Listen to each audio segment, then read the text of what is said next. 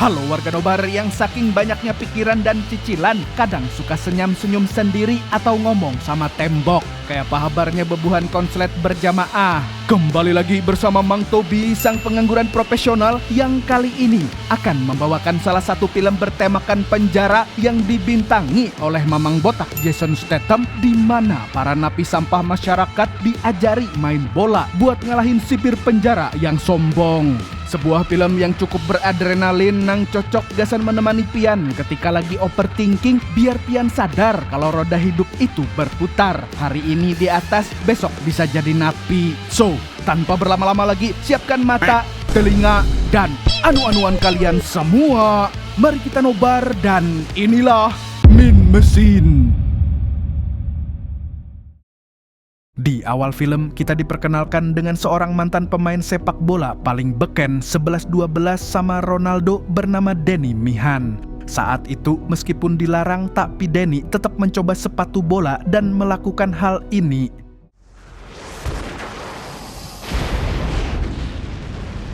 Danny Mean Machine Mian is licensed to score with Umbro.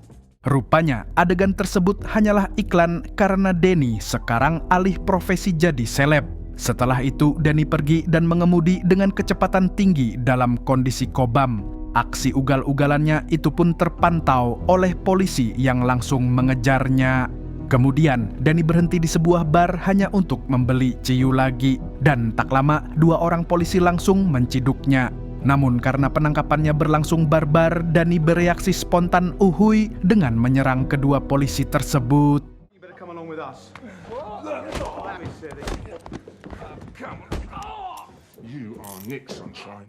Rupanya, Denny adalah mantan kapten tim nasional Inggris yang sudah gantung sepatu.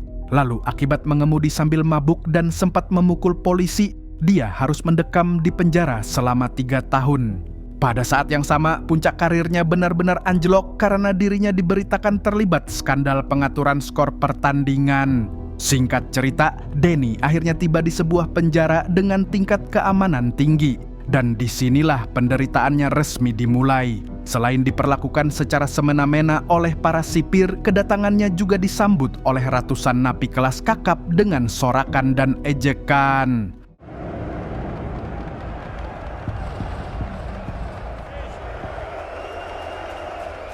Selanjutnya, Denny bertemu dengan Pak Paijo, kepala keamanan penjara yang gila hormat. Sejak pertemuan pertama, terlihat jelas bahwa Pak Paijo sudah tidak menyukai Denny. Entah karena iri dengki atau sekadar tidak senang ada mantan bintang di wilayah kekuasaannya. Bahkan Denny langsung diberi peringatan untuk menolak permintaan kepala penjara jika nanti dia diminta melatih sepak bola di penjara tersebut. Sebagai penegasan, seorang sipir kemudian memberi perkututnya sebuah salam sapa. Ichi bosku. One coach and football team. Okay? Lalu Denny digiring ke selnya dan bertemu dengan beberapa napi senior. Setelah itu, Denny diperkenalkan kepada rutinitas penjara termasuk tugas kebersihan yang diajarkan oleh seorang kai-kai. Kai-kai bernama Doc ini kemudian memperkenalkannya kepada sosok penguasa penjara, yaitu Charlie Sykes. Rupanya, Charlie menganggap Denny berutang kepadanya. Karena saat pertandingan Inggris versus Jerman, Charlie kalah taruhan akibat penalti curang yang dilakukan Denny pada masa itu. Setelah itu, pada jam makan siang, seorang koki bernama Nitro menawarkan diri untuk menyediakan berbagai kebutuhan untuk Denny selama di penjara. Lalu ketika Denny sedang menikmati MBG-nya, muncul pula si botak ireng bernama Massive yang memberikan penawaran serupa.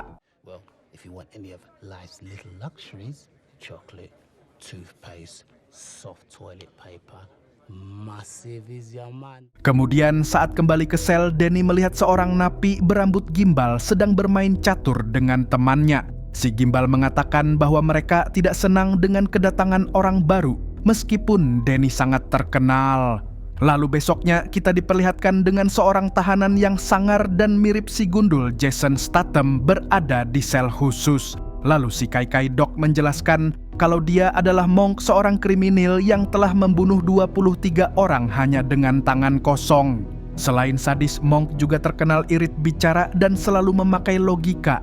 Pokoknya 1 tambah 1 sama dengan 2, 8 kali 8, 6 kali 4. Yang waras ya, nggak boleh dipelintir, izin. Don't mess with him. Selanjutnya, Denny bertemu dengan kepala penjara yang lebih cocok kalau kita namai dia Samidi.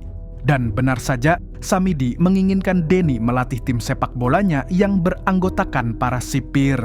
Beliau bahkan mengaku telah mengeluarkan banyak uang agar Denny bisa dipenjara di tempat ini. Namun karena sebelumnya sudah diancam, maka Denny menolak permintaan tersebut, sehingga Samidi langsung mengusir Denny dari ruangannya. Saat Denny keluar, terungkap bahwa Pak Paijo adalah pelatih tim para sipir, sehingga posisinya tidak ingin digeser oleh Denny. Sementara itu, seorang wanita yang merupakan sekretaris Samidi terlihat mulai naksir dengan si Denny. Kemudian saat Denny sedang mengantri MBG, seorang tahanan jamet mengganggu dan menghinanya. Awalnya, Denny mengabaikannya, tapi si jamet justru naik darah sehingga terjadilah sebuah kerusuhan.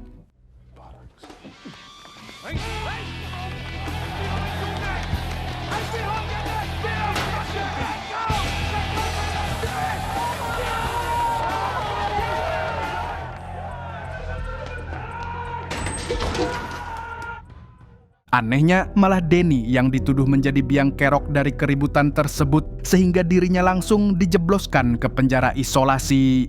Tak berselang lama, Denny kembali diminta menemui Samidi dan mendapat tawaran yang sama. Tapi karena lagi-lagi menolak permintaan melatih tim sipir, Denny dipastikan akan menjalani hukuman penuh selama 3 tahun tanpa pembebasan bersyarat. Seolah hukum bisa diatur seenak jidat oleh yang berkuasa. Selanjutnya, saat berada di ruang isolasi, si botak Mesif memberi Denny sebuah jalan keluar dari ruangan pengap tersebut. Menurutnya, Denny hanya perlu meyakinkan Samidi bahwa cara terbaik melatih para sipir adalah dengan pertandingan melawan tim para napi dan Denny sebagai kaptennya. Dan begitu saran itu disampaikan, rupanya Samidi dan Pak Paijo langsung setuju dengan usulannya. But I need time to prep, and I get to pick my own team. One more thing. What goes on the pitch stays on the pitch.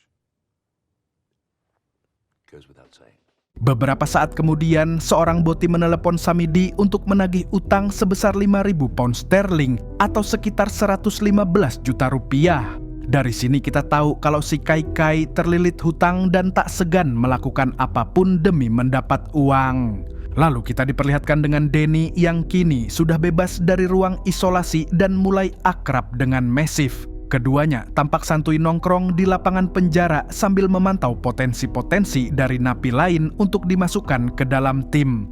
Tapi kedekatan Denny dengan para tahanan ini tidak disukai oleh sipir yang bernama Panjul. Dia bahkan menghasut Mesif dengan bilang kalau Mesif hanya dimanfaatkan dan suatu saat akan ditinggalkan begitu Denny sudah mapan. Namun untungnya Mesif ini orangnya tidak mudah termakan godaan syaiton yang terkutuk.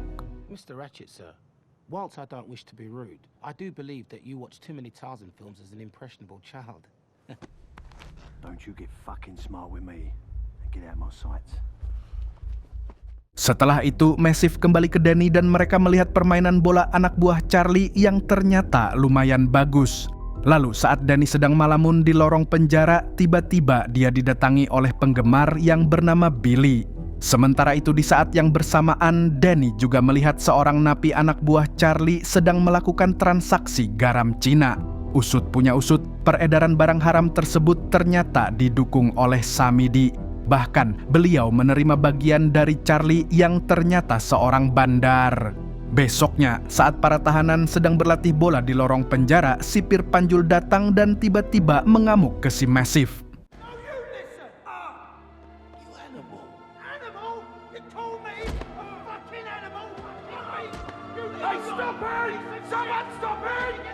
Ketika napi lain memilih diam dan menonton tindak kekerasan tersebut, Denny justru nekat menghentikan aksi sipir tersebut. Dan akibatnya, Denny pun harus menerima hukuman isolasi lagi. Lalu di dalam ruang isolasi, sebuah bola tenis dikirimkan kepadanya. Dan dengan bola itu, Denny lantas mengasah kemampuannya meski dalam kondisi terkurung.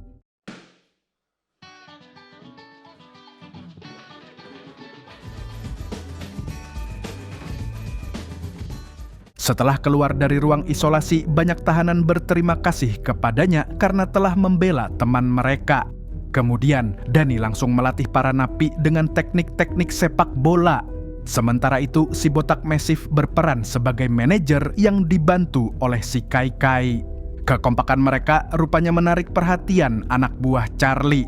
Namun Charlie yang mendengar pembicaraan tersebut langsung melarang antek-anteknya untuk bergabung dengan Danny. Sedangkan si Koki Nitro meminta bergabung dengan tim Danny, tetapi Danny menolaknya mentah-mentah. Ternyata Nitro memang ditugaskan oleh si sipir Panjul untuk menghancurkan tim yang dibentuk oleh Danny. Tugas itu dia jalankan dengan cara menghasut anak buah Charlie, dan akibatnya anak buah Charlie yang berambut gondrong bersama rekannya langsung mencoba mencelakai Danny di dalam kamar mandi. No one likes a rat, Danny boy. What do you mean a rat? Come here. Fuck's sake, Chip, you know it weren't me. You know it's not me. You know it's not me. The left. Oh, the right. For fuck's sake! Go on, pop it! Faster. Do your time! Hey! Cut yourself shaving. Nosebleed, it's the altitude. Beruntung, sipir datang dan segera menghentikan aksi si gondrong menyiksa Danny. Bahkan sang sipir juga memberi mereka kartu kuning sebagai peringatan. Dan menariknya, si gondrong yang sejak awal memang tertarik bergabung dengan tim Danny justru langsung unjuk kemampuan. Alhasil, dia pun resmi masuk ke dalam tim sepak bola para napi. Akan tetapi, tim masih membutuhkan satu pemain tambahan. Si gondrong pun menyarankan agar Danny merekrut temannya. Karena si gondrong dan temannya berada di bawah kendali Charlie, maka Danny menemui Charlie untuk meminta agar anak buahnya diizinkan ikut bermain. Charlie pun menyetujuinya, tapi dengan syarat Danny harus bertarung dengan salah satu anak buahnya terlebih dahulu. Maka beberapa saat kemudian kita langsung diperlihatkan sebuah pertandingan panco brutal antara Danny dan anak buahnya Charlie.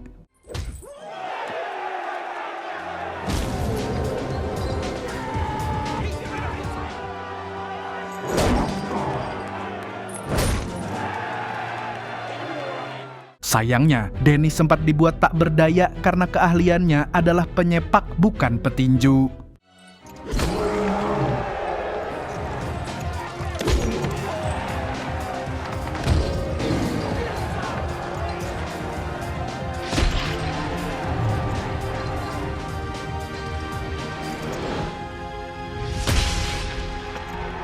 Namun, meski sempat diremehkan oleh lawannya dan Charlie sendiri, Danny justru berhasil membalik keadaan dan keluar sebagai pemenangnya. Keesokan harinya, kita akan melihat sesi latihan pertama tim napi termasuk anak buah Charlie. Di sini, seluruh pemain pun mulai diuji kemampuannya. Dari situ juga terlihat kalau tim ini masih memiliki satu kekurangan besar, yaitu belum memiliki penjaga gawang alias kiper. Oleh karena itu, nama Monk akhirnya muncul sebagai kandidat utama. Tapi karena Monk berada di sel khusus orang-orang sadis, Danny lalu meminta bantuan Charlie yang langsung menemui Samidi. Samidi yang sedang terdesak oleh utangnya kepada bandar judi bernama Barry, akhirnya menerima tawaran tersebut karena Charlie sudah berjanji akan melunasi utang-utangnya. Alright, big man. Akhirnya, si botak yang di sini enggak botak-botak amat muncul juga. Danny pun lalu mencoba mengajak Monk ikut bergabung ke dalam timnya, di mana awalnya si Dean menolak dengan jawaban singkat, padat, dan jelas seperti biasa. Tapi setelah dikompori bahwa mereka akan melawan tim sipir, beliau pun dengan beradrenalinnya langsung setuju untuk bergabung. Kemudian, kita kembali melihat tim napi berlatih, termasuk si Monk yang langsung pamer kekuatan tangannya yang bukan kaleng-kaleng.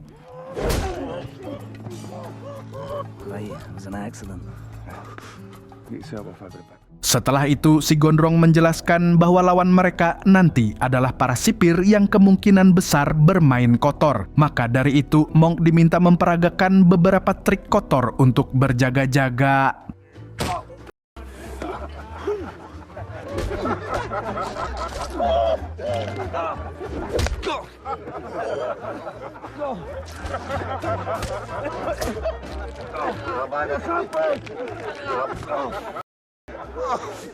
Di sisi lain, koki Nitro yang sebelumnya ditahan diisolasi kembali diberi tugas oleh sipir untuk mencelakai Danny. Dan kali ini dia merakit sebuah bom sederhana.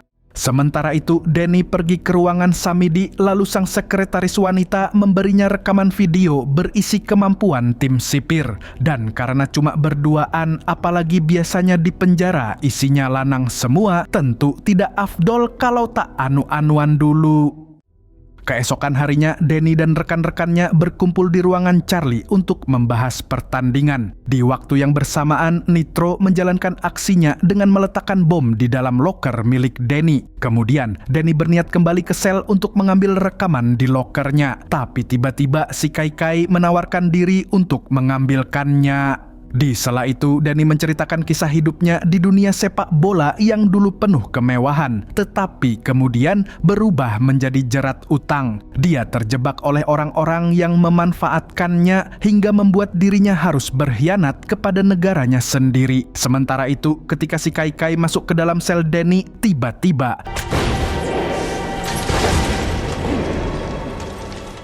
bom yang telah dipasang Nitro sebelumnya meledak dan merenggut nyawa Kai malang itu. Setelah kejadian naas tersebut, Nitro dipindahkan ke penjara negara bagian sesuai keinginannya. Tapi yang dipilih sipir justru tempat yang akan membuat hidupnya semakin menderita. Broadhurst. I'm gonna get you!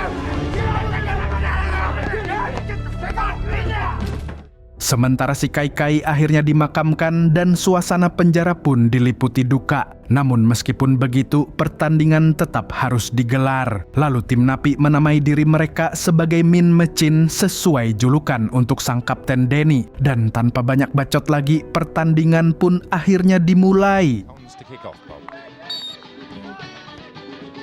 Come on, take him out, son!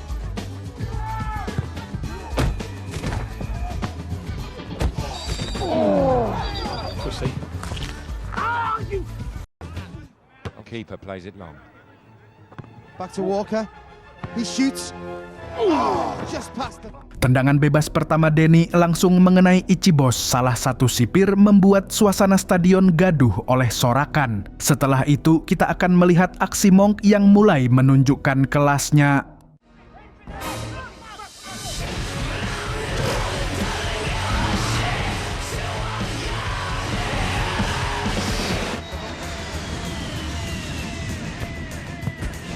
Berkat kerjasama tim yang semakin rapi, tim Napi pun unggul di babak pertama. Namun, karena situasi makin panas, pertandingan menjadi tidak terkendali dan perkelahian pecah di berbagai sudut lapangan.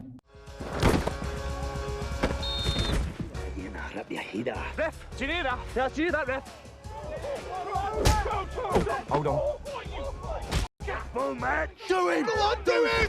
Go on! This is where the are you, referee? What's going on here?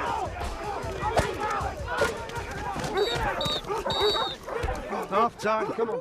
Saat jeda, Danny kembali menyusun strategi bersama timnya. Sementara di sisi lain, Samidi tampak kecewa dan tertekan. Dia lalu menemui Danny dan mengungkap bahwa sebelum dipindahkan, Nitro sempat mengaku kalau dia yang membunuh si Kai. Tapi masalahnya, dia juga menulis bahwa Danny mengetahui rencana tersebut dan sengaja mengirim Kai ke selnya. Tuduhan itu pun membuat Danny dianggap terlibat dalam pembunuhan dengan ancaman hukuman 20 tahun penjara. Lewat ancaman itu, Samidi lantas menekan Danny agar mengalah di pertandingan. Informasi ini membuat Danny mengalami mental breakdance dan akibatnya ketika kembali ke lapangan, permainan Danny menjadi kacau balau.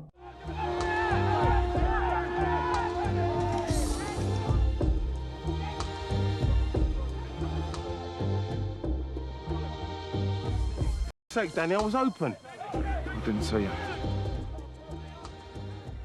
Lalu kita melihat beberapa aksi penyelamatan yang dramatis dari Monk si botak yang tak terkalahkan.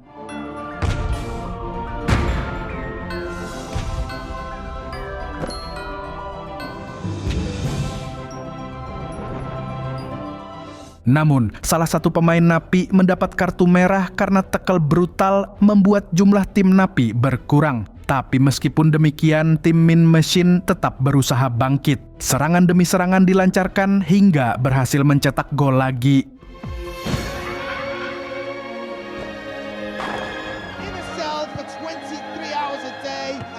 Di balik euforia itu, Danny yang masih terganggu oleh ancaman Samidi tidak dapat tampil maksimal. Situasi semakin berat ketika timnya harus bermain dengan jumlah pemain lebih sedikit. Tapi Mong dengan kepercayaan diri yang tinggi tetap bermain sesuai gayanya. What's Monk doing? He's left an empty net. Sayangnya, tim Napi justru kebobolan sampai skor imbang dan menekan para tahanan. Ditambah lagi, Danny mengalami cedera akibat bentrokan hingga dibawa keluar lapangan. Namun, setelah mendapat motivasi dan wejangan dari Massive, Danny akhirnya kembali masuk ke permainan dengan semangat 45.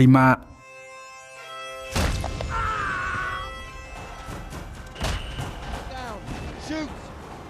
Oh, what a goal! Sialnya, gol yang sempat Danny ciptakan dianulir wasit karena pelanggaran keras yang mengenai sipir Panjul. Lalu situasi semakin tegang ketika tim sipir melakukan tendangan bebas. Untungnya, Monk berhasil memberikan penyelamatan epik. Serangan balasan pun dilancarkan oleh Danny dan tim saat memasuki detik-detik terakhir.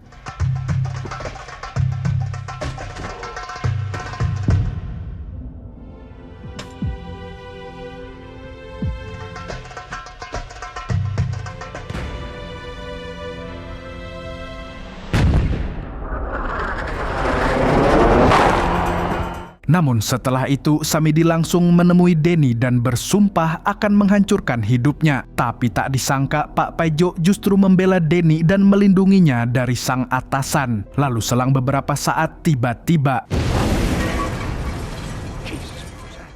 rupanya bom itu menyasar mobilnya Samidi dan direncanakan oleh Charlie yang akhirnya berdiri di pihak Danny. Stick that in your trophy cabinet.